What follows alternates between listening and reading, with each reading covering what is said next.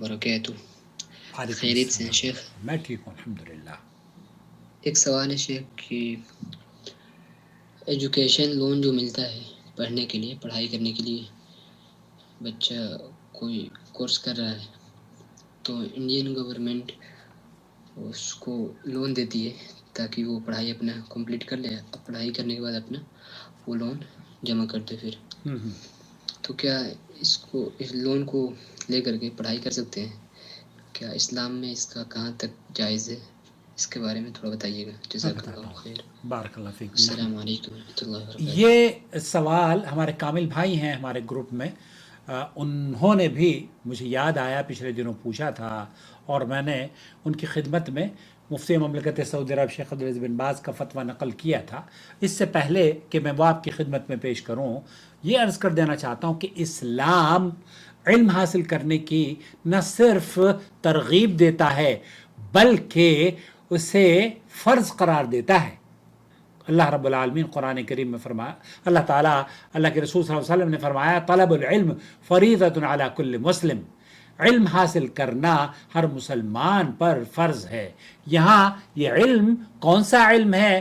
یہ وہ علم ہے جو آپ کو آپ کے رب کی ربوبیت، آپ کا عبادت کرنا، آپ کا اللہ سے تعلق قائم کرنا، حق پہچاننا، نبی کا حق پہچاننا. کیونکہ ہمارے یہاں انڈیا پاکستان میں دراصل ہمارے سماج کی افسوس کے ساتھ ایسی حالت ہے، خاص طور پر ہمارے ممالک میں، کہ جہاں غربت، بے روزگاری اور جہالت عام ہے، وہاں تعلیم حاصل کرنا ایک بہت بڑا چیلنج بن چکا ہے. اکثر والدین کے پاس نہ وسائل ہوتے ہیں اور نہ ہی سہولیات، اور ایسے میں وہ اپنے بچوں کو تعلیم دلوانے کے لیے بینکوں کی طرف رخ کرتے ہیں، بینکوں سے قرض لیتے ہیں. اور پھر سوال یہ پیدا ہوتا ہے کہ جناب ان بینکوں سے جو قرض لیے گئے ہیں آیا اس کی شرعی حیثیت کیا ہے؟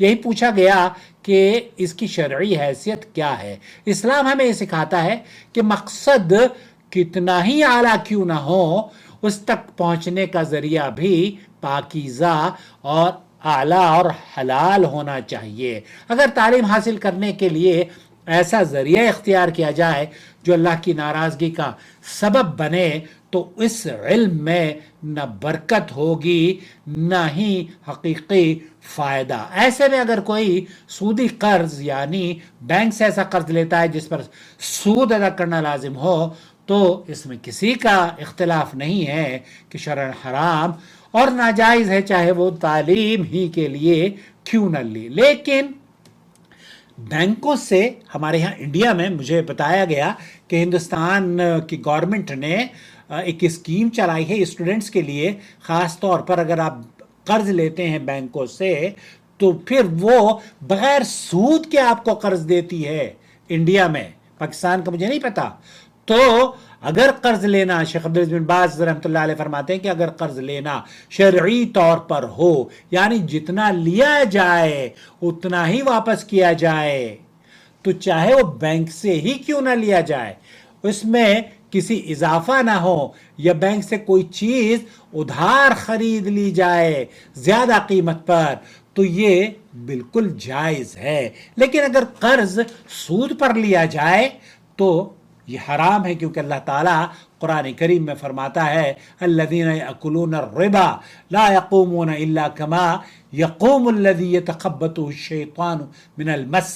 جو لوگ سود کھاتے ہیں وہ قیامت کے دن ایسے اٹھیں گے جیسے وہ شخص جسے شیطان نے چھو کر پاگل بنا دیا ہو. اور اللہ کے رسول صلی اللہ علیہ وسلم نے فرمایا کہ سود کھانے والا، سود لکھنے والا، سود کا گواہ بننے والا، سود کا معاملہ کرنے والا، سب پر اللہ کے رسول صلی اللہ علیہ وسلم نے لعنت فرمائی ہے، اور یہ سب کے سب گناہ میں شریک ہیں. صحیح مسلم کی روایت ہے. تو کیا تعلیم کے لیے سودی قرض لیا جا سکتا ہے؟ سوال یہ پیدا ہوتا ہے کہ کیا تعلیم کے لیے سودی قرض لیا جا سکتا ہے؟